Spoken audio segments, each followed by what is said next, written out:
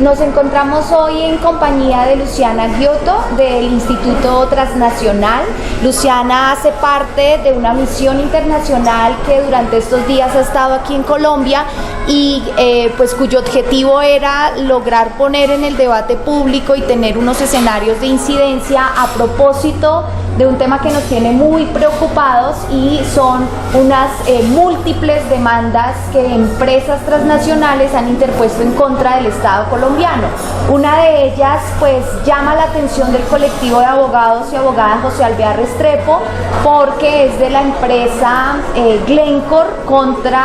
Colombia por un caso que acompañamos, y es el caso del Arroyo Bruno, un caso que tiene una decisión judicial por parte de la Corte Constitucional, pero que ahora la empresa pues demanda, y nosotros vemos esto con muy malos ojos, porque finalmente lo que quieren es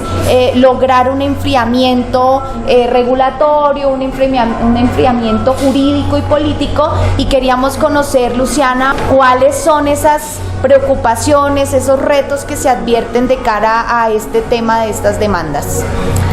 Bueno, Colombia tiene en este momento un escenario bastante complejo con respecto a las demandas, porque Colombia entró tarde al sistema de protección de inversiones a nivel global, firmó tratados más tarde en comparación con otros países de América Latina. Por ejemplo, países como México, por supuesto, Chile, entraron varios años antes a los tratados, y Colombia firmó tarde y entraron en vigencia en el 2009-2010 estos tratados, por lo cual parecía un proceso bastante más reciente, que también se hablaba en algún momento de que Colombia no tenía ninguna demanda, recién había entrado, pero a partir ya del año 2016 empezaron a llegar las demandas, y en el año 2018 decimos que Colombia tuvo un boom de demandas, porque de hecho fue en el 2018 el país más demandado, con 6 demandas solamente ese año. Por lo cual eso también va mostrando que ahora, si uno en realidad mira la tendencia de los últimos ya años, después del 2018, encontramos que todos los años hay al menos una demanda, o una o dos o tres demandas desde ese momento. Por lo cual eso también muestra que ya los inversores que están en Colombia empiezan a conocer el sistema de protección, que es este marco jurídico que firmó el Estado a través de estos tratados internacionales que los protegen, le dan privilegios más que protección, ¿no? Entonces eso es un elemento que hace que Colombia hoy sea un país que está bastante en la mira de los inversores, y la mayoría de las demandas, no la mayoría, pero gran parte de las demandas de Colombia están en el sector de la minería, por lo cual eso también muestra una tendencia que va de la mano de lo que está pasando en toda la región, que es que la mayoría de los inversores que están utilizando el sistema en los últimos años son del sector extractivo, minería y hidrocarburos en la mayoría de los casos. En el caso de Colombia son prácticamente todas estas del sector extractivo de la minería. Entonces esto deja un signo de pregunta con respecto a si Colombia va a quedarse con el marco jurídico actual, que ya, estamos diciendo tiene unos 14, 15 años de vigencia, o si de algún modo va a hacerse una revisión profunda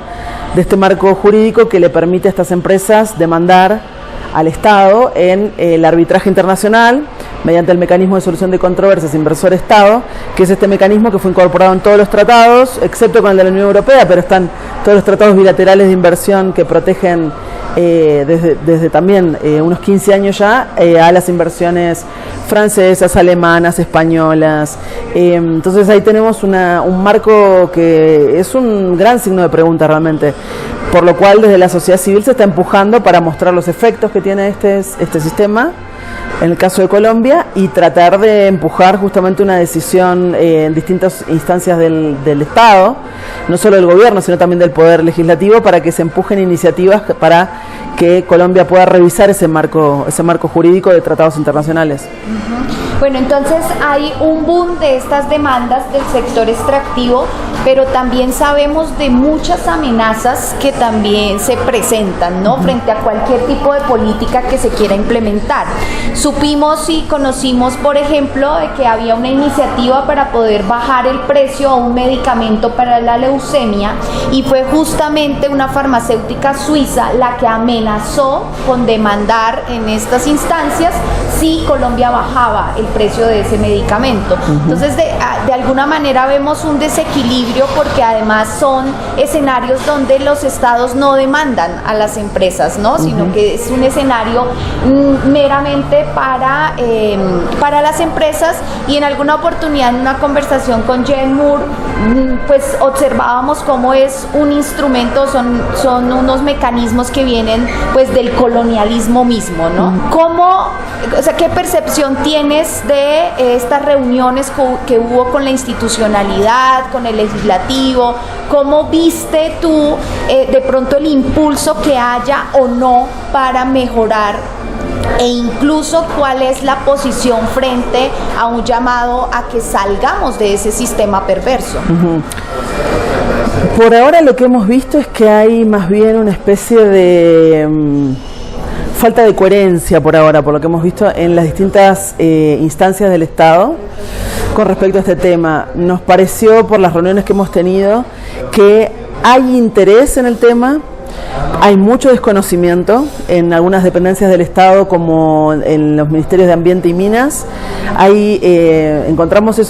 funcionarios con la oreja abierta, diríamos, dispuestos a escuchar, pero con mucho desconocimiento de la parte técnica y los efectos, no solo de la parte técnica, que quizás es más jurídica, pero de los efectos políticos que, como vos decías, estos mecanismos tienen sobre sus propias políticas. Es decir, si el gobierno de Petro quiere modificar realmente en profundidad la matriz energética, quiere realmente restringir el uso del fracking, quiere restringir la explotación del petróleo o incluso la explotación minera, estos funcionarios no tienen tan en claro cómo estos mecanismos lo que hacen es justamente poner un freno a esa política. Por un caso, vos mencionabas el caso del enfriamiento regulatorio que se dio con el caso de Novartis, la empresa suiza de medicamentos, que amenazó al Estado y logró que el Estado fuera para atrás con su medida de protección de la salud de los colombianos y colombianas. Entonces, en el caso de minería y de ambiente va a pasar lo mismo. En el momento en el cual cualquier entidad del Estado, dependencia del Estado, pretende modificar sea licencias ambientales o incluso permisos de explotación o de exploración, incluso cuando la inversión, no diría, casi no está la inversión, está puesto ahí el permiso, ¿no? La licencia, nos encontramos con que los tratados cubren a la licencia como una inversión. Es decir, estos tratados restringen completamente la actividad del gobierno para un cambio que vaya en pos de la protección de los derechos ambientales, humanos, laborales, de las mujeres, etcétera. Porque cualquier modificación contractual que haya, cualquier modificación del escenario en el cual el inversor se mueve libremente en Colombia y se encuentra con que ese escenario es modificado, lo interpreta como una modificación que afecta a sus ganancias. Y eso está directamente cubierto por las cláusulas de los tratados, que son cláusulas leoninas hechas especialmente para que el inversor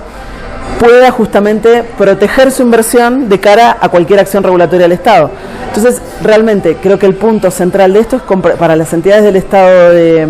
que hoy está encabezado por el gobierno de Gustavo Petro. Tienen que comprender estos funcionarios que si tienen una intención real de modificar el escenario de juego para estas empresas, se van a encontrar con este escollo, se van a encontrar necesariamente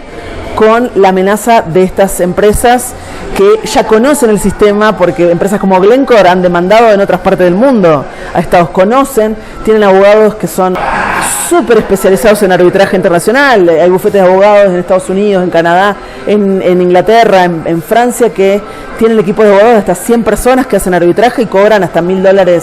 la hora de asesoramiento, y nos encontramos con que están muy preparados para defender a los inversores. Y en el caso de los estados, bueno, ahí tenemos, ¿no? Cambios de gobierno, cambios de funcionarios con diferentes perspectivas, que hace que algunos dicen el sistema no está tan mal, otros dicen no, hay que cambiar el sistema, y ahí empieza todo otro problema que en definitiva afecta a la población, porque las incoherencias afectan a la población. Listo. Bueno, lo cierto es que frente al sector extractivo hay muchas comunidades que están dando unas luchas enormes en sus territorios diciéndole no al extractivismo, y una de las rutas de exigibilidad de derechos pues ha sido lo jurídico. Y desde esta perspectiva hay múltiples sentencias judiciales que además han determinado órdenes en el marco de la protección de ecosistemas, de territorios, de comunidades y pueblos indígenas, y entonces en ese sentido consideramos que la justicia está jugando un rol muy importante y que debería primar el respeto de esas decisiones judiciales, y que es el llamado que también se hace a los países que son casa matriz de estas transnacionales y multinacionales. Luciana, muchas gracias por esta entrevista y bueno, esperamos seguir dialogando sobre este tema que es tan importante y que tarde o temprano nos va a tocar a todos y todas las colombianas. Sin duda, gracias.